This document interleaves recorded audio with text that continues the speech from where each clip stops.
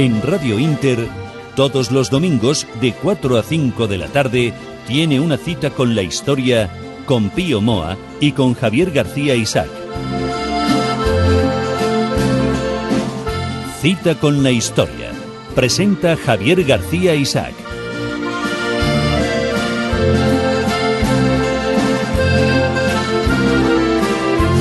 Cita con la historia, cita con todos ustedes, cita con don Pío Moa. Hoy con otro tema apasionante, como son todos los que aquí desarrollamos. Y es el franquismo y la democracia. Lo primero, muy buenas tardes, don Pío. Hola, buenas tardes. Sí, es un tema de enorme actualidad, sobre el que hay una enorme confusión, y es un tema histórico de primer orden, ¿eh? Así que vamos a abordarlo, pero primero vamos con nuestras puntualizaciones. Eso es, nuestro apartado de puntualización que está causando sensación. Sí. Bien. ¿Qué tenemos esta semana? Tenemos, Pedro Fernández Barbadillo me ha mandado un artículo de La Vanguardia referente a la sublevación de Casado, de Casado y Cipriano Mera y Besteiro en marzo de 1939, con el que acabó la guerra en medio de una guerra civil entre las propias izquierdas. Los Casado y demás se sublevaron contra Negrín y los comunistas.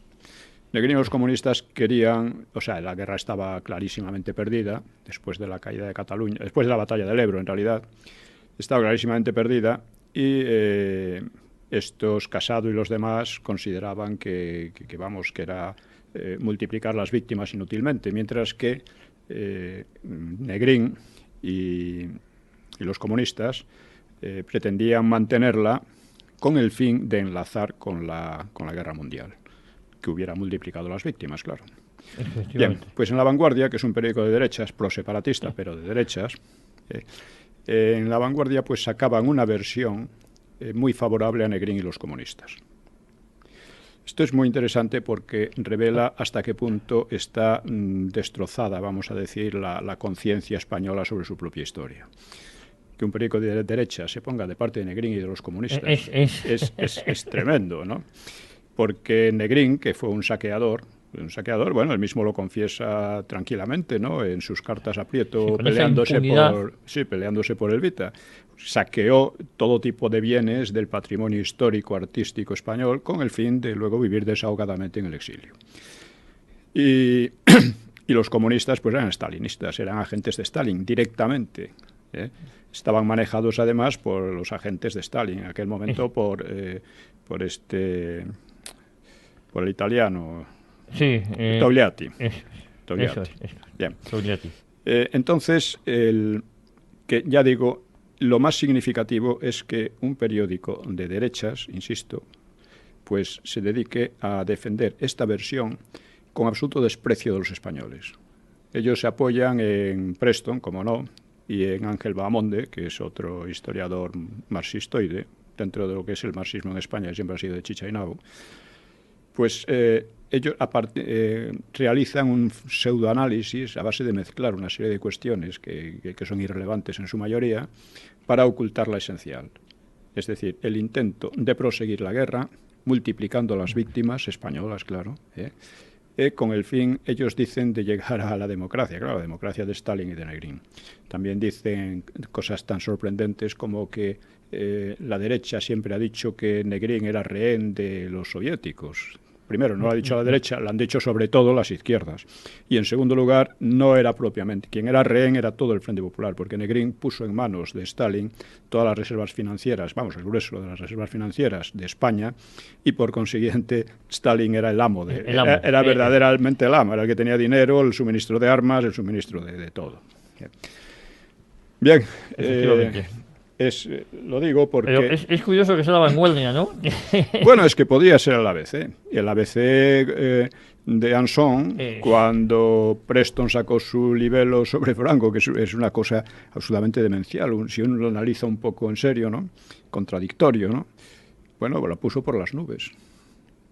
Es decir, aquí toda esta gente pues ha perdido el norte, el sur, el este y el oeste, esa es la verdad. Sí. Y por eso yo quiero aprovechar para hacer un llamamiento a nuestros oyentes para que difundan al máximo y apoyen este programa, porque la marea de falsedad, el Himalaya de falsedades que decía Besteiro, de que se nutre hoy día la cultura histórica española es terrible. Y además es una amenaza para la democracia y además es una amenaza para la mera convivencia entre los españoles porque recupera una serie de odios que estaban completamente olvidados. Bueno, por eso es tan importante este programa, don Pío. Exactamente, que es un programa muy minoritario, pero que todos debemos luchar por hacerlo mayoritario, pasar de la queja a la acción. Recordad que en www.citaconlahistoria.es pueden encontrar todos los programas que estamos realizando, incluso pueden encontrar el método de ayudar a que este programa siga con vida. Exactamente. Hablando de mentiras o de inexactitudes, llegamos a un tema que es el franquismo y la democracia, ¿no? De hoy. Bueno, digamos, en los años 30 lo único que en realidad unía a las izquierdas era la idea de liquidar a la Iglesia. Era lo único en que estaban todos de acuerdo. Además, se peleaban incluso mortalmente, ¿no? Hoy, en cambio, es el antifranquismo, lo que une no solo a las izquierdas, también a los separatistas y también a gran parte de la derecha. Une a personajes tan dispares como de Juana Chaos o Josu Ternera, con Rajoy o con Soraya, pasando por Mas, por Urkullu, por Zapatero, por Carrillo, por Aido, por Apajín, por Guerra, por los de los seres falsos, Arzallus, Pablo Iglesias, Monedero, en fin. Todos están de acuerdo. Todos están de acuerdo en eso, son antifranquistas. Hasta el PP, se ha vuelto antifranquista. Yo recuerdo que Rajoy se jactaba de que en su familia no había habido ningún franquista, mientras que en la de muchos izquierdistas sí la había habido. Hace falta valor, hace falta mucho valor para decir eso. Claro, en el PP el antifranquismo es más bien pasivo, pero no es menos eficaz porque deja la iniciativa y el campo abierto a la izquierda, a los separatistas y a los terroristas, a quienes el PP siempre termina siguiendo porque en esta y en tantas otras cuestiones. Bien, ¿por qué son antifranquistas? El argumento que usan es que el franquismo había destruido la democracia, que ellos llaman republicana, del Frente Popular, para imponer una dictadura. Por lo tanto, habría sido un régimen ilegítimo, mientras que ellos están siempre por la libertad, por la democracia. En fin, hoy vamos a tratar precisamente ese tema, pero empezaremos por ver la pretensión antifranquista de defender la democracia, que vista de cerca es absolutamente increíble. Es una verdadera farsa, ¿no? Por exponer algunos hechos que son definitivos, ¿no? Definitivos y demostrativos, ¿no? Dice, el Frente Popular no era democrático. Se componía de stalinistas, de marxistas exaltados del PSOE, de anarquistas, de separatistas golpistas, como era la Esquerra de Companys, o ultrarracistas, como el PNV, y de republicanos de izquierda, que a su vez eran golpistas, Azaña y compañía, pues cuando perdieron las elecciones intentaron golpes, ¿no? Y con este elenco se identifican más o menos todos los antifranquistas actuales. Sí. Porque ni ellos, ni los del Frente Popular tienen nada de demócratas. Si fueran demócratas no podían identificarse con esta gente, ¿no? Otro caso revelador, el caso de Solzhenitsyn. Lo he relatado muchas veces. En alguna ocasión hemos hablado de él, sí. Pero debiera ser conocido por todo el mundo. Este gran escritor ruso, un gran testigo de la barbarie totalitaria, explicó en España en 1976 unas cuantas cosas sobre la Unión Soviética. La reacción de prácticamente todos los antifranquistas, demócratas modelos según ellos mismos, fue una salva de insultos y calumnias a quien se atrevía a exponer la realidad soviética. Tremendo, ¿no? Un modelo de demócratas todos ellos. Entre ellos había varios de derechas, no solo de izquierdas y por ahí. Otro ejemplo, el homenaje a Santiago Carrillo. Sí. Donde Carrillo tuvo la ocasión de jactarse de su historial comunista, es decir, stalinista. Se jactó de ello. Para aquellos admiradores, que eran políticos, periodistas y cantantes, Carrillo era un demócrata ejemplar. Bueno, hasta el presidente de gobierno Zapatero estuvo en ese homenaje. Sí, Zapatero. El ex-rey mandó un mensaje cariñoso, pero bueno, allí estaba toda la pesca, ¿no? Que además lo amenizaron con la retirada, con nocturnidad y alevosía, hay que decirlo, de la estatua de Franco.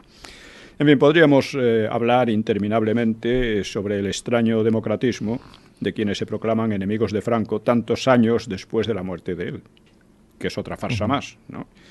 porque en tiempos de Franco no hubo oposición democrática al franquismo, ¿no? Hubo oposición, sobre todo por el Partido Comunista, si no me equivoco, pero en ningún caso fue esta una oposición democrática, ¿no? No. En fin, vamos a pasar ahora a ver otros aspectos. Quiero decir que ¿por qué emplean la palabra democracia? Porque en boca de ellos, en boca de los antifranquistas, la democracia es un concepto abstracto y vacío. O sea, que es ajeno a la historia y a las circunstancias históricas, y que por ello mismo les puede servir tanto para justificar a la Unión Soviética o a la Cuba castrista, como lo hace muy a menudo, que para criticar severamente a USA, porque dicen que no es lo bastante democrática para su gusto. Ha vengado por tres, vamos, USA. Estas son las contradicciones. Les sirve para homenajear a Santiago Carrillo, para atacar a Montesquieu, o sea, la división de poderes por parte de Guerra, ¿no?, como recordamos, para premiar a la ETA, porque Bildu y compañía son el premio que han dado a la ETA por sus asesinatos. Eso no hay que olvidarlo.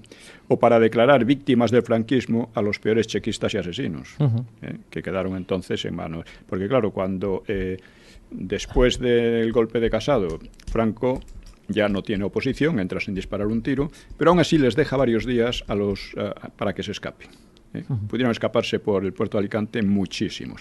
Se escaparon los dirigentes y pocos más. Los dirigentes huyeron todos, Franco les dio tiempo para huir, dejando atrás a los miles de chequistas, de gente complicada en asesinatos, robos, etcétera, que claro, cayeron en manos de Franco. No se preocuparon en absoluto de poner a salvo a esa gente, a su gente. Esta es otra cosa que nunca se habla, nunca la dice Preston, nunca la dice Bamonde, ni nunca la dicen en La Vanguardia. En fin, es el Himalaya de falsedades, o la constante mentira de los rojos que decía Gregorio Marañón. Así que vamos a ver, lo primero, para hablar de democracia, es entender un poco de qué se trata y cómo funciona. En primer lugar, hay que aclarar que la democracia no existe como tal. O sea, democracia etimológicamente es poder del pueblo. Lincoln también lo dijo en su célebre alocución en Gettysburg, que es el gobierno del pueblo, para el pueblo y por el pueblo. Bueno, el pueblo no puede gobernar, el pueblo no puede ejercer el poder, porque sobre quién lo ejerce, fuera del pueblo no hay nada. Sobre quién lo ejerce. El poder se ejerce siempre y necesariamente sobre el pueblo. Y lo ejerce siempre una minoría, una oligarquía. Además, aunque en democracia la gente elige, el pueblo elige, pero quien sale no es el que el pueblo elige, porque el pueblo, hay partes del pueblo, una parte del pueblo consigue sacar al partido que le parece bien y otras partes no lo consiguen, ¿no? Y esa parte ni siquiera, la parte que consigue hacer ganar a su partido propiamente, no es normalmente la mayoría tampoco, porque entre las abstenciones y votos en contra casi siempre resulta una minoría. No, además el partido tampoco hace para lo que ha sido elegido en muchas ocasiones. Eso es otra cuestión. Es otra cuestión. Las mayorías absolutas ganadas por el PSOE o por el PP han sido en realidad un tercio del cuerpo electoral. No han sido la mayoría siquiera. No, es que una mayoría aquí se consigue un 35% de votos. No con un 51, sino... Sí, no, incluso pueden llegar al 40 y tal, pero teniendo en cuenta las abstenciones, que siempre son muchas, pues el cuerpo es una minoría del cuerpo electoral. Esto es lo que es una democracia. Una democracia es un sistema en el que, por sufragio universal, sale un partido u otro. Bien, la democracia tiene bastantes problemas. Churchill explicó: el mejor argumento contra la democracia son 5 minutos de charla con el votante medio. Quería decir que el votante medio no tiene ni idea de la mayor parte de los problemas y, sin embargo, vota. Y en apariencia, otra crítica que se hace es que en apariencia la democracia deja a personas atrasadas e ignorantes la decisión sobre quiénes deben gobernar. Y de hecho la mayoría puede elegir un régimen totalitario mediante plebiscito. En Alemania pasó, al final, ¿no? Y a continuación de lo cual desaparece la democracia, claro está. Es decir, se ha bautizado la democracia de muchas maneras. Luego, además, otro peligro es el que usted señalaba, de que la democracia se puede convertir en una competición de demagogias por la que los políticos hagan todo tipo de promesas incumplibles para conseguir el poder. Estos son problemas reales, ¿no? Pero en realidad la democracia, si olvidamos lo del poder del pueblo, gobierno del pueblo, solo puede ser liberal. Solo puede ser una democracia liberal. No hay otras democracias, democracia popular, democracia orgánica, hay muchos tipos de democracia, ¿no? Sí, muchos adjetivos. Democracia alemana, democracia... solo puede ser liberal para mantenerse como tal, porque consiste básicamente en un método para limitar el poder y evitar que se vuelva despótico. Este es el funcionamiento democrático. Democracia liberal implica libertades políticas, de asociación, expresión, etcétera. Procura una autonomía entre los poderes ejecutivo, legislativo y judicial.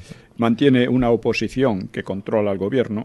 Impide, por ejemplo, en el caso de Zapatero, la oposición de Rajoy fue ficticia por completo. No fue una pseudo-oposición. Por eso Zapatero pudo hacer las zascandiladas. Bueno, zascandiladas es una manera de hablar que hizo, ¿no?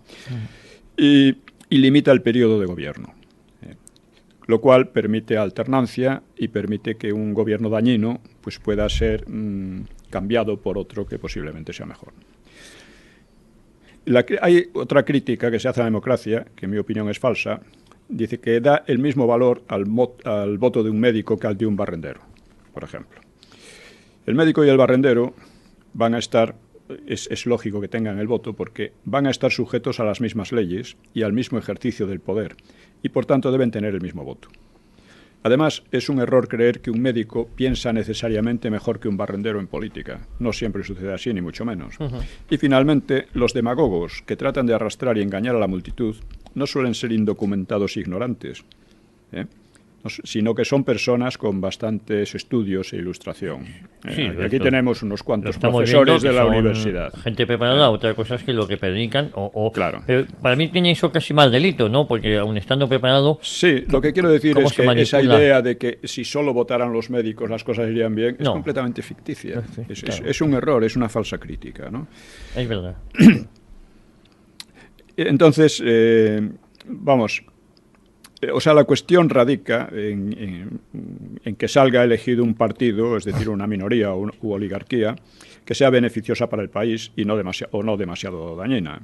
Y que, en todo caso, vuelva a someterse luego a elecciones, con lo que los daños quedan limitados. En principio se pueden corregir, en principio.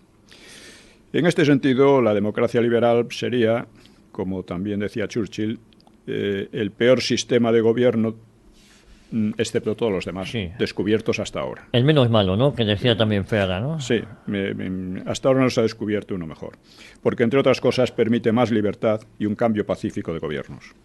El problema en España es que la derecha no tiene un pensamiento democrático. Hay una especie de beatería democrática a base de tópicos, pero sin verdadero pensamiento, sino que simplemente la derecha se ha adaptado a las tendencias europeas sin aportarles nada. Esto es común. El marxismo español no ha aportado nada al marxismo y así sucesivamente, ¿no? Hay un déficit de pensamiento que yo no sé de dónde viene, ¿no? Sí, pero eso ha sido tanto en izquierda como derecha, ¿no? Sí, es que el pensamiento de la izquierda no es que no sea democrático, es que es antidemocrático. Claro. Su democracia consiste en que manden ellos. Y como ellos dicen que automáticamente representan al pueblo, a los obreros, a quien sea, pues tienen derecho a dar golpes, sí, porque además se creen investidos de una superioridad moral en la que en verdad carecen, pero ellos se creen carecen totalmente. Uno ve su historial y dice, bueno, pero esta gente, ¿quiénes son? Bueno, y que además, ya digo, están siempre con la palabra democracia en la boca y son los peores enemigos. Ya lo veremos con más detalle.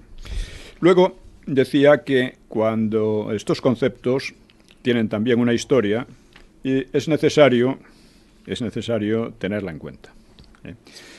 Para entender la democracia y no convertirla en una exhibición de beatería en torno a un concepto vacío, que es lo que suele ocurrir, pues hay que hacer algunas observaciones históricas. Porque la falta de análisis hace que muchas personas crean que la democracia es el único sistema legítimo de gobierno. En este caso, todos los gobiernos que han existido en el mundo anteriores al siglo XX y la mayoría de los anteriores al siglo XIX y la mayoría de los del siglo XX serían ilegítimos. Por supuesto, se trata de una majadería. Consideramos ilegítimos los gobiernos despóticos y corruptos que generalmente traen graves desastres a los países. Pero todos los regímenes y gobiernos algo estables tienen estas características. O sea, siempre se ha distinguido desde Aristóteles, monarquía, oligarquía o aristocracia, realmente oligarquía, y democracia, como tres sistemas muy distintos. Pero en realidad vemos que todos los sistemas, si son algo estables, tienen algo de las tres cosas. En primer lugar, siempre, o casi siempre, es una sola persona la que está a la cabeza. Un monarca. Monarca quiere decir poder de uno. Son también... O sea, esa persona se puede llamar presidente, secretario general, etcétera, pero es una persona... Exactamente, dice. Son también oligarquías, porque el monarca o presidente gobierna gracias a una oligarquía, un partido, que le permite hacer cumplir sus órdenes. Si no tuviera esa gente en torno, claro, estaría en el vacío, ¿no? Ese entorno representa la oligarquía. Sí. Por lo tanto, ya tenemos dos. Y son democracias en el sentido de que la mayoría de la población esté conforme y no se rebele contra los que mandan, contra el régimen que gobierna. Este estar de acuerdo puede ser pasivo. En casi todos los sistemas de gobierno, hasta la democracia, digamos, la aprobación de las masas, la aprobación de la mayoría era pasiva y era un poco automática, no sé cómo decirlo, ¿no? Por ejemplo, era servir al rey, estar de acuerdo con el rey, estas cosas, ¿no? Cuando el gobierno degeneraba en tiranía, pues podía haber rebeliones, como ha habido rebeliones, revoluciones y guerras civiles, ¿no? En la democracia, en cambio, el apoyo mayoritario al gobierno es activo mediante el voto durante las campañas electorales, aunque vuelve a ser pasivo entre una campaña y otra.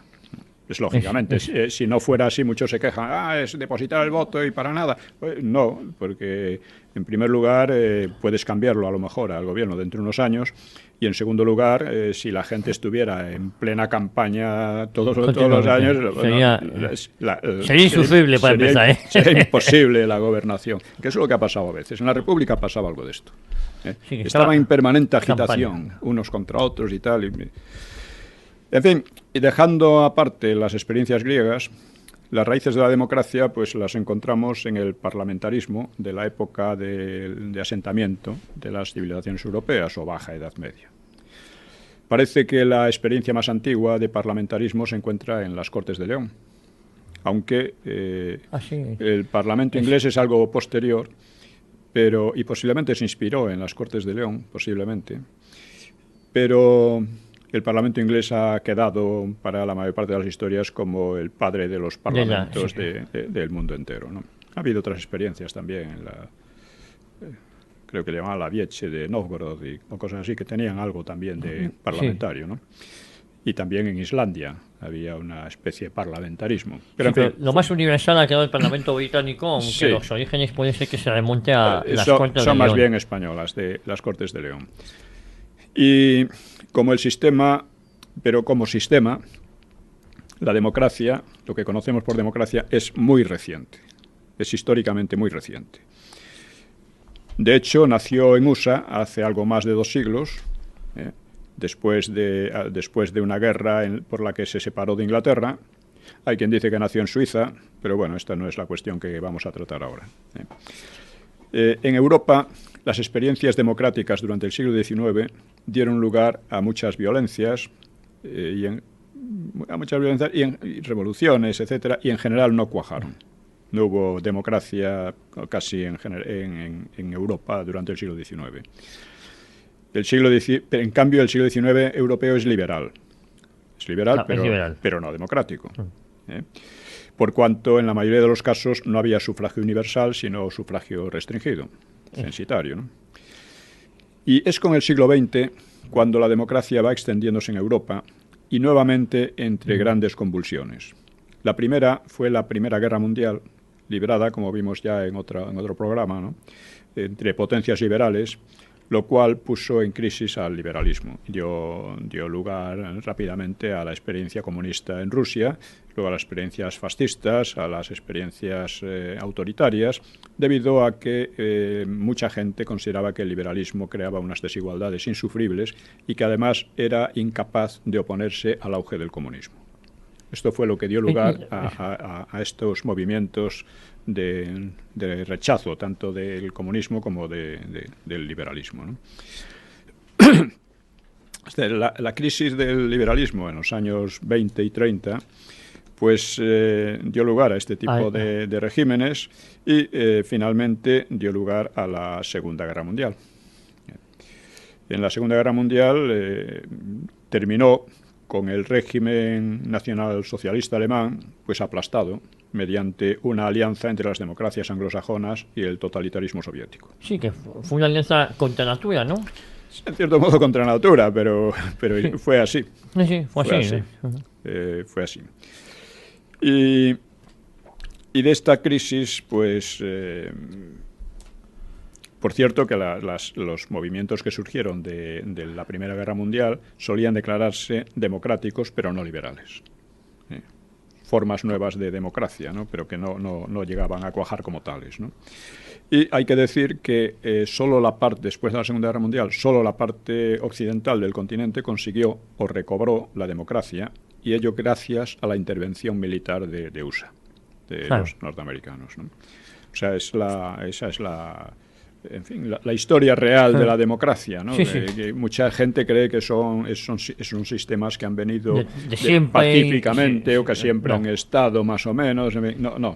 Es históricamente muy reciente, está muy condicionada por una multitud de cuestiones y de problemas. De factores y de problemas. Y efectivamente, se debe a parte de guerras, etcétera, ¿no? Mismo en USA, la democracia solo se asentó después de una guerra civil extremadamente sangrienta. Bien, por otra parte, la democracia no siempre ha dado buenos resultados. Los países latinoamericanos, por ejemplo, digo latinoamericanos cuando se trata de ver cosas negativas, porque ellos no se declaran así, pero en fin, son hispanoamericanos, ¿no? Pues estos países se han empeñado en aplicar los sistemas que han dado resultado en USA, pero el balance, la verdad es que da lugar a pocas alegrías, en la mayoría de los casos. Esto lo explicaba un poco Tocqueville al señalar cómo México había copiado el sistema federal de USA, pero decía, se llevaron la letra pero no el espíritu. Con todas sus perversiones. Se llevaron la letra pero no su espíritu, de tal manera que allí la lucha, la tendencia de las federaciones, de los estados federales, a hacer la ley por su cuenta y tal, daba lugar a una anarquía caótica, de la cual se salía mediante una dictadura militar, la cual daba lugar a otra anarquía y, en fin, era un vaivén que decía Tocqueville, que ha presidido un poco la historia de México. Sí. Y en parte lo tenemos aquí ahora con las autonomías. Es decir, las autonomías han, en lugar de facilitar, como en USA, la vida, la convivencia general, general de la nación, están creando unos problemas terribles de todo tipo, ¿no? Claro, y de insolidaridad, y creando españoles de primera y de segunda. Sí, ¿no? Y que además unos quieren separarse. El terrorismo ha venido muy ligado al separatismo. O sea, los problemas han sido enormes y siguen siéndolo, precisamente porque el sistema está mal diseñado y porque a menudo se quieren copiar cosas. Porque en definitiva estas autonomías son una especie de federalismo, federalismo peculiar, ¿no? Y pasa un poco como en México. En México, que al final lo arreglaron con esto del PRI, con el Partido Revolucionario Institucional, es decir, una revolución institucional. Una dictadura, del partido único. Dictadura de partido, aunque teóricamente dejaba otros, pero... Y además extremadamente corrupta. Sí. Extremadamente corrupta. Y sigue en esa línea, Ahora... Entonces, como aquí nos interesa sobre todo el caso de España y los países... La democracia tampoco ha funcionado bien en muchos países después de la caída del régimen soviético, ¿no? Tampoco ha funcionado... Bueno, no hablemos ya de África y de Asia, ¿no? Entonces, claro, la pregunta es... ¿Por qué la democracia ha funcionado en los países... latinoamericanos y en España con graves deficiencias y con frecuentes convulsiones, mientras que en USA o Inglaterra ha marchado mucho mejor? Es una pregunta interesante. ¿Por qué ha ocurrido esto? Yo creo que la razón está en que la democracia exige dos cosas. Un acuerdo compartido por los partidos mayoritarios, Un acuerdo sobre la base de patriotismo y valores básicos, respeto a las normas, etcétera, ¿no? Y, por otra parte, un nivel de renta media bastante alto y una amplia clase media. Un nivel de renta... Da estabilidad. Sí, claro. Esto permite una estabilidad y evita las convulsiones.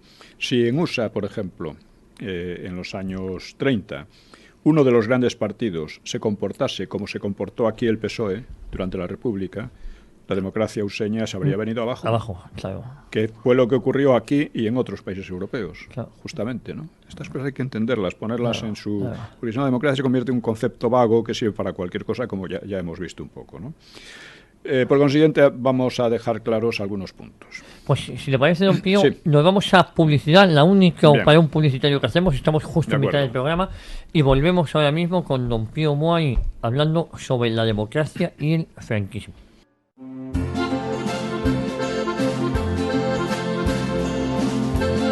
Pues continuamos aquí en Cita con la Historia, cita con don Pío Moa, y estábamos en este interesante disertación sobre la democracia, ¿no? Esos conceptos. Vamos a resumir unos conceptos, en fin, en contra de la mezcla de bimeatería vacua con la que se invoca la democracia constantemente aquí, tanto por las derechas como por la izquierda. Decíamos que la democracia no es el poder del pueblo, porque no puede serlo, sino una forma de gobierno que permite gobernar a una oligarquía o partido gracias a elecciones con sufragio universal y que impide, o al menos dificulta, la tiranía, limitando el poder en sentido estructural por una parte y temporal. Por lo menos Una serie de temporalmente. límites para que... Y no significa que otras formas de gobierno sean ilegítimas, pero hasta ahora no se ha descubierto ninguna que permita combinar mejor las libertades políticas y el control sobre los gobernantes. Hasta ahora no hay otra. En segundo lugar, es un sistema político históricamente muy reciente que, como otros, se ha asentado mediante guerras, revoluciones y golpes de Estado.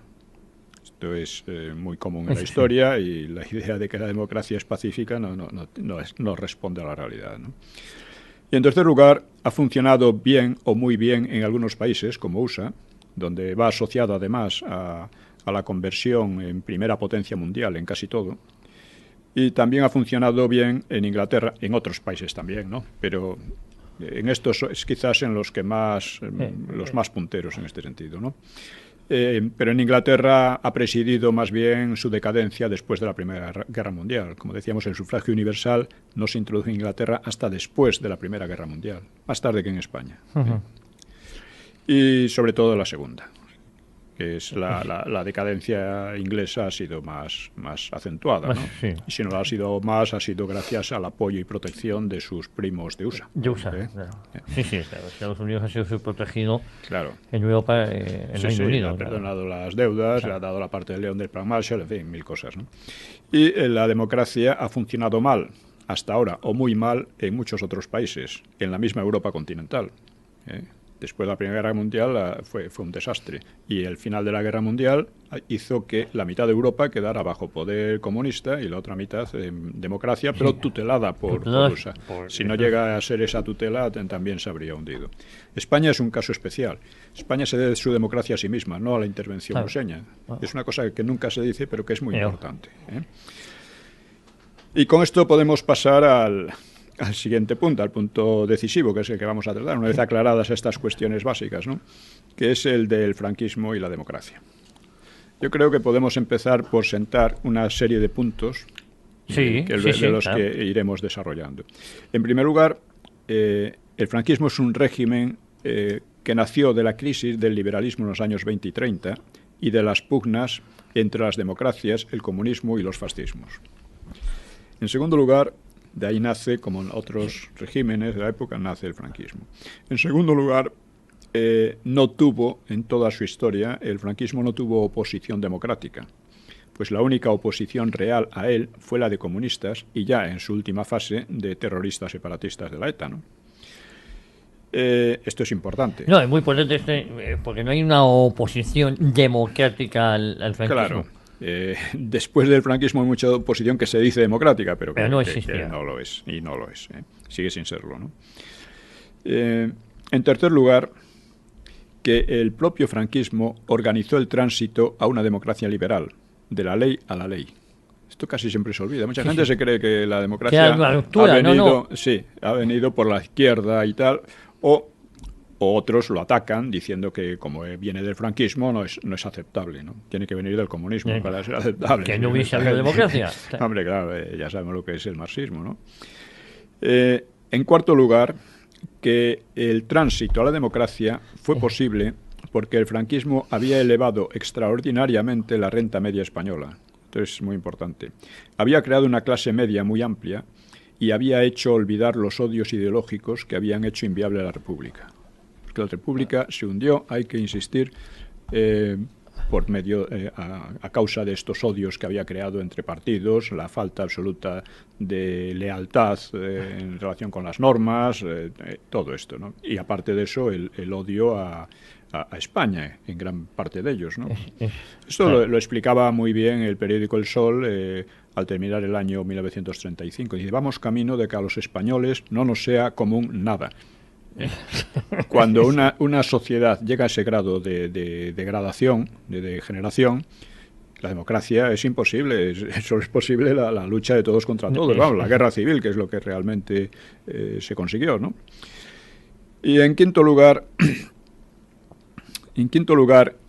hay que señalar que, a pesar de las excelentes condiciones para una democracia que dejó el franquismo, para una democracia no convulsa, como había sido la democracia de la República, a pesar de ello, la democracia española viene sufriendo fuertes distorsiones y amenazas, cuyo origen cabe encontrar precisamente en el antifranquismo, que nunca fue democrático pese a sus pretensiones.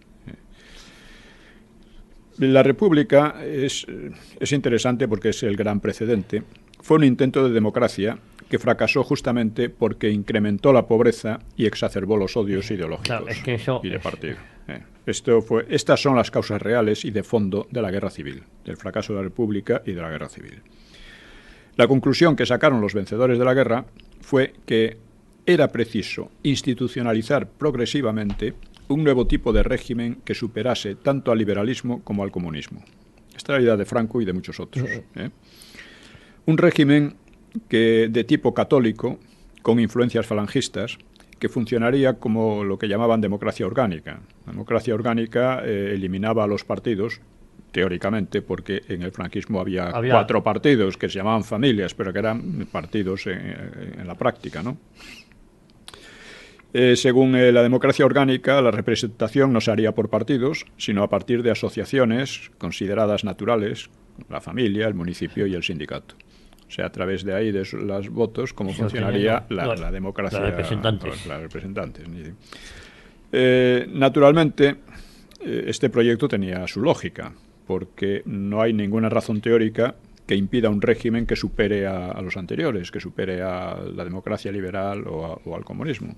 No hay ninguna imposibilidad teórica, pero en la práctica no se ha hecho, no se ha conseguido. Y bueno, pero ya digo que lograra su objetivo, pues ya es harina de otro costal. De hecho, la mayor debilidad del franquismo es que nunca logró articular un discurso teórico capaz de competir con el marxismo, con el del marxismo y el liberalismo.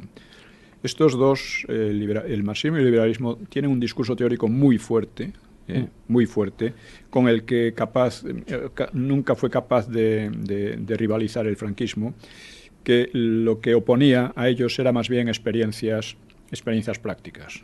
Pero las experiencias prácticas, aunque son muy importantes, no son suficientes para fundamentar una ideología. Experiencias prácticas, Franco decía, bueno, hemos tenido en el siglo XIX intentos liberales que han conducido a no sé cuántos gobiernos, decenas de gobiernos inestables, espadones, guerras civiles, etcétera, y en el siglo XX pues casi peor todavía, ¿no? Por consiguiente no podemos seguir esa vía, pero la que proponía, ya digo, no llegó a cuajar claramente, porque además al declararse Estado católico, en cierto modo firmó su sentencia de muerte. Cuando el Vaticano, después del Concilio Vaticano II, decidió separarse del franquismo y rechazar la confesionalidad. En ese momento el franquismo se queda en el aire. teórica e ideológicamente se queda en el aire. Y es una situación muy peligrosa porque pudo haber dado lugar a pues, fin, a un golpe, una revolución o cosa por el estilo, ¿no? Esto fue un poco lo que pasó con la restauración. Sí, sí. A principios después del 98, Sí, la restauración se encuentra... primero del siglo XX. Sí, se encuentra con que no tiene... un fundamento ideológico, no un tiene pozo. fundamento ideológico porque los intelectuales lo rechazan. Lo rechazan, lo habían hundido. Excepto alguno como Menéndez Pelayo, pero los más famosos y de más en boga, como Ortega, como Costa, como Azaña, que empieza entonces, y otros muchos más, declaran a la restauración un régimen ilegítimo, un régimen de corrupción, y amparan hasta el movimientos socialistas. Y se acaban cargando. Claro. Y no solo eso, sino que atacan a toda la historia de España, que es más grave todavía. Pero esto dio lugar, primero, a un intento de salvar los muebles con la dictadura de Primo de Rivera, y a continuación a la República, que ya sabemos cómo fue, ¿no? Bien. Aquí no se produce el hundimiento. Aquí no se produce eso. Quizás Aquí por el no. carisma de Franco, porque Por muchas razones. La principal es que el ambiente popular no era favorable. Esto supieron verlo los franquistas. O sea, los odios anteriores estaban olvidados. La gente no quería volver a algo como la República y no digamos ya algo como la Guerra Civil. La gente lo que quería era una continuidad, cambiando, democratizando aquello, de acuerdo, pero sin ruptura con lo anterior. Y eso se demostró en el referéndum de junio, de diciembre, ¿no? de diciembre del es, 76. No de junio del 77, de diciembre. Exactamente. Entonces, esta fue la razón por la que el franquismo pudo maniobrar, a pesar de estar vaciado, insisto, de contenido ideológico, pudo maniobrar y establecer una transición sin traumas, sin demasiados traumas, algunos hubo, pero, en fin, razonablemente pacífica, razonablemente tranquila, ¿no? Esto es muy importante, ¿eh? Porque además hay que decir otra cosa sobre la debilidad teórica del franquismo, y es que dentro de cada familia o partido del régimen había un sector abiertamente contrario a él, contrario a Franco, tanto en la Falange como entre los carlistas, entre los monárquicos, etcétera, ¿no? Y otros muchos entendían el régimen no como un régimen nuevo y superador de lo anterior, sino solo como un periodo de excepción ante un fracaso histórico excepcional como fue la República y la guerra, ¿no? Y un periodo de excepción y de recuperación que podía ser más o menos largo, pero después del cual se establecería una democracia al estilo de las de Europa Occidental. Insisto en que todo esto se hacía sin un pensamiento real, sin un pensamiento tanto los franquistas como los antifranquistas, ¿no? Son cosas más bien viscerales, más bien generales, a menudo son conclusiones falsas sacadas de premisas insuficientes, etcétera, ¿no? De todas maneras, este desfase entre un éxito práctico sin precedentes como el que tuvo el franquismo, en todos los sentidos, económico, político, militar, social, etcétera, social, cambió realmente la sociedad española, ¿no? Este contraste entre ese éxito, que no tiene precedentes en la historia, por lo menos de los últimos 3 siglos, ¿no? Entre ese contraste, ya digo, entre el éxito por una parte y la debilidad teórica o doctrinaria, es una cuestión que necesita estudios en profundidad. Es algo que esbozo en mi próximo libro, Los mitos del franquismo. ¿Para cuándo está disponible ese libro? Para finales de abril. Para finales de abril. Vale. Podríamos decir, en suma, que la democracia actual procede de las condiciones creadas por el franquismo y fue organizada desde él, y que las amenazas y peligros tienen el sello antifranquista. Vamos a examinar, ya hemos hablado de esto, yo lo repito muchas veces porque la mayor parte de los analistas e historiadores se niegan a verlo a pesar de su enorme evidencia. Es que la democracia ha tenido una serie de peligros y amenazas. En primer lugar, el terrorismo, sobre todo el de la ETA. En segundo lugar, y más todavía que el propio terrorismo, la connivencia con el terrorismo por parte de partidos como el PNV y de gobiernos, como prácticamente todos los gobiernos menos el de Aznar, adoptaron la política, la llamaban la salida política para la ETA, que era una manera de justificarla y de darle algún tipo de recompensa por sus asesinatos para ver si dejaba de matar, ¿no? Esto es un ataque directo al Estado de Derecho, y a la dignidad propia del Estado, ¿no? Sí, sí, sí. Bien, pues esto lo han hecho todos, ya insisto, menos Aznar.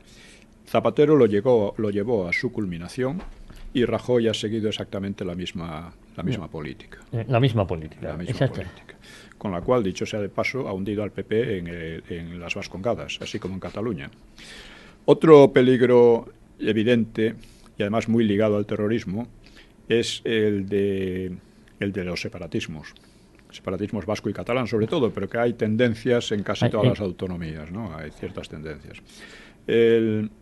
Estos separatismos han estado muy ligados, insisto, al terrorismo, incluso el catalán, que ha tenido sus propios terroristas, que actualmente los presentan como héroes catalanes, los de Terrallure y con muertos.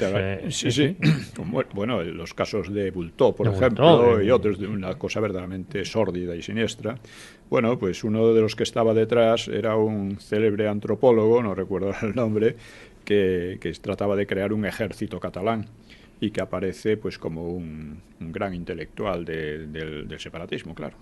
Claro, y les dedican calles y todas estas cosas. Bueno, como a Companys. Es decir, tenemos estos dos, que ya son bastante graves y han traído bastante convulsión, pero tenemos también cómo el PSOE, desde el principio, trató de subordinar la justicia a los intereses de partido, con aquello de que Montesquieu ha muerto. Es muy importante esto porque, bueno, estoy siempre diciendo es muy importante, pero es que realmente lo son, ¿no? Es que es así. Es muy, porque otro defecto de la democracia española es que no hay separación entre el Ejecutivo y el Legislativo. No existe separación. Y como no existe separación, estos tratan de ampliar y redondear su poder mediante el control de la justicia. Del judicial. Claro. Y esto lo vemos, ha sido a lo largo de todos estos años, ha sido una y otra vez. Y ahora Rajoy lo está incrementando más todavía, ¿no? Tribunal Constitucional, que es un tribunal de partidos, que además se ha desacreditado a sí mismo todo lo que ha podido. Y bueno, lo vemos en el Consejo General del Poder Judicial, que es una cosa que se reparten entre partidos. Entre partidos, y es una manera de secuestrar la democracia, ¿no? Es una manera de secuestrar la democracia. Bueno, pues tenemos estos tres amenazas para la democracia. Pero tenemos más. Tenemos, por ejemplo, las oleadas de corrupción que ha habido. Recordemos cómo el PSOE llegó al poder con aquello de los 100 años de honradez y firmeza, decía. Y si usted no recuerda mal, don Pío, los escándalos de la Expo de Sevilla, del AVE, bueno, los Mr. Convoluto, de Filesa, es una cosa. Además, es curioso porque cuando empezaron a descubrirse, a salir en la prensa, el PSOE adoptó una actitud, digamos, chulesca, como diciendo, bueno, aquí en Madrid, Tierno Galván, cuando salió el escándalo de las basuras, de las contratas de basuras, pues lo mismo, como si no, ellos tenían los votos, porque la idea que es una de las ideas que ha destrozado las democracias en Hispanoamérica, es la idea que se hacen de que, bueno, una vez he conseguido el poder con votos, ya puedo hacer lo que quiera. Ya estoy legitimado. Ya estoy legitimado para hacer cualquier cosa. Sí, sí. Y lo que hacen normalmente son fechorías, robos y este tipo de cosas. Entonces, digamos que hay 4 grandes amenazas que han hecho un enorme daño a la democracia, que la han distorsionado, que la han deformado, y que son el terrorismo y sobre todo la connivencia con el terrorismo, o connivencia por llamarla de alguna manera, ¿no? Sí, pero por parte incluso de gobiernos. Ha sido una connivencia. Sí. Los separatismos, que han sido siempre y a lo largo de todo el siglo XX han sido un factor de convulsión en España. El ataque a la justicia y las oleadas de corrupción. Estas 4 cosas tienen todas la marca del antifranquismo. O sea, el 95% del terrorismo que había en España es de izquierdas. Sea comunista, de grupos comunistas, sea de la ETA, pero es de izquierdas, que es también medio comunista. Vamos. Los separatismos, bueno... o sea, cuando hablamos del Frente Popular y su carácter democrático, o sea, no democrático, no hay que olvidar que fue una alianza, el Frente Popular, entre las izquierdas y los separatismos. Es decir, una alianza contra España, realmente. Es decir, las izquierdas admitían admitían los separatismos, admitían la posibilidad de disgregar España, Sí, claro. aparte de todo aquello que les unía, que como dijimos era sobre todo el odio a la Iglesia, que se demostró clarísimamente. El próximo día vamos a hablar un poco de eso en relación con el libro de Víbor, cuando hablemos de puntualización. Vale, sí, sí. Va a ser importante esa puntualización, ¿eh? Sí, sí, sí. Y, en fin, vamos a volver a alguno de los puntos señalados al principio, y es cómo el régimen franquista creó una nueva sociedad increíblemente muchísimo más rica que la que había dejado la República, muchísimo más. Y esto es interesante porque hace años empecé a decirlo, y se había hablado tanto en contra que todo el mundo daba por supuesto que no, que el franquismo había sido una época de penuria y de... Sí, pero incluso gente relativamente culta no te lo argumentaban, sino que te decían que... Sí, decían, pero ¿cómo se atreve usted a decir eso? Sí. ¿De dónde saca usted eso? Sí. Ellos se daba la impresión de que los años 40 habían durado todo el franquismo. Los años 40, en los cuales España prosperó bastante a pesar de las enormes dificultades que se le ponían desde el exterior. Yo creo que alguna vez hemos hablado sobre los años 40. Hubo un programa sobre los años 40 que es muy recomendable. Dijimos los felices años 40. Los felices años 40. Pero incluso entonces, o sea, cuando muere Franco, la renta per cápita en España es el 80% de la media de los países ricos de la CE, entonces la Comunidad Económica Europea, que dio lugar luego a la Unión Europea. Bien, pues actualmente está como 10 puntos o 12 puntos más abajo. Estamos en el nivel de convergencia parecido al del año 1967. O sea, no del 75, del 67. Con una desigualdad social que no ha parado de crecer en estos últimos años. Yo me acuerdo cuando Rajoy le decía a Zapatero en el debate, porque con ustedes la desigualdad social ha subido mucho. Bueno, pues ha seguido subiendo. Desde entonces España es uno de los países de Europa con mayor desigualdad social.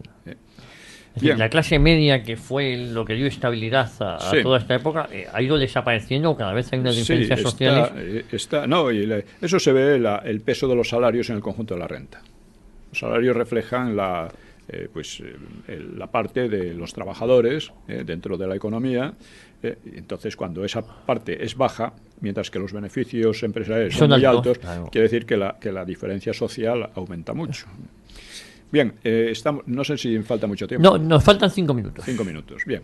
Entonces, este mero hecho del aumento de la renta es una de las causas, como decíamos, por las cuales una democracia puede funcionar y puede no ser convulsa.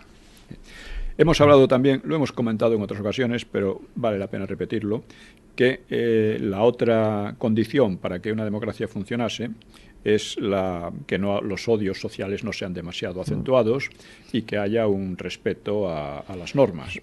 Bien, los odios sociales en el franquismo habían desaparecido. ¿Cuándo? Los odios de la República habían desaparecido. ¿Cuándo desaparecieron?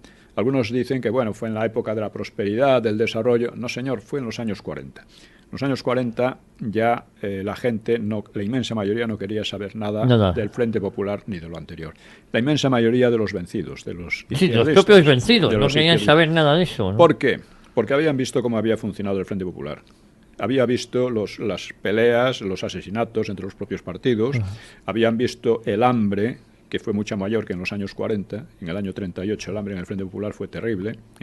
Habían visto cómo los jefes se marchaban llevándose tesoros, etcétera, y dejándoles a ellos de cualquier manera, y esa gente simplemente, a lo mejor odiaba a Franco, pero no quería saber nada de una vuelta atrás. Sí, que es posible que fuera antifranquista, pero eso no significaba que quisieran volver a un Frente Popular. No, para nada.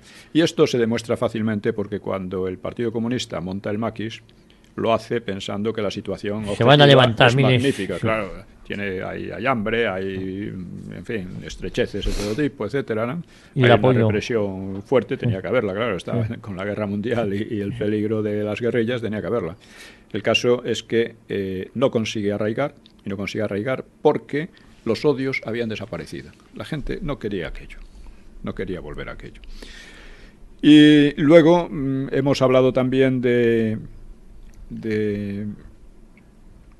cómo se organizó la transición, pero bueno, ya hemos hablado mucho, no vale la pena insistir en ello. Y Sí, pero aunque hay que ver que ese punto de partida de la transición Sí. creo que se hace mal. Sí. Y es en lo que desemboca porque hemos dicho siempre que fue la ley a la ley, Sí. y ahora nos quieren hacer ver que fue la ruptura a la ley, ¿no? O Sí. de la ley a la ruptura. Sí, la ruptura se produce con Zapatero Eso es, mediante eso. la ley de memoria histórica. Ellos han ido avanzando porque ellos nunca reconocieron aquella evolución, las izquierdas y los separatistas, sino que lo vieron como eran débiles para hacer otra cosa, pues como un paso para seguir. Y desde luego, cuando dicen esa descarada mentira que incluso Santos Juliá ha denunciado, de que la transición se hizo con un pacto del olvido, de no hablar de la guerra y del pasado, cuando nunca se había hablado tanto de la guerra y del pasado como desde la transición hasta ahora. Ha sido constante. O que se ocultaba la represión. Bueno, yo, por poner el ejemplo, se ha hablado muchísimo, por supuesto, pero por poner un ejemplo, tenemos a García Lorca. Todos estos años han estado dando la matraca y venga, como García Lorca, como si hubiera sido el único intelectual asesinado en la guerra, cuando las izquierdas asesinaron a muchos más. Sí. Bueno, posiblemente a Lorca lo hubiesen asesinado las izquierdas en Madrid también, porque... Es muy posible, sí, porque hay que analizar por qué salió de Madrid y se fue a Granada, ¿eh? Sí.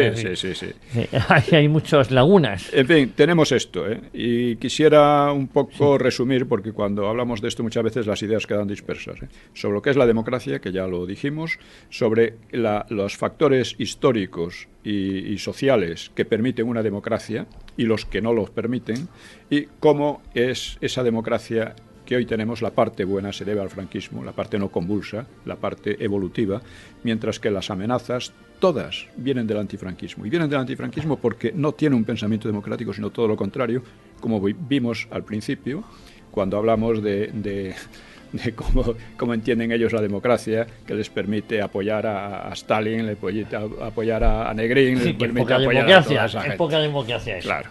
Pues, don Pío, no ha habido tiempo para más. La próxima semana, además de nuestras puntualizaciones, habrá que estudiar a ver de qué vamos a hablar aquí en Cita con la Historia. Yo creo que podemos hablar de la Baja Edad Media o Edad de Asentamiento, cuando Europa, ya hablamos del anterior, y que todo esto es muy actual.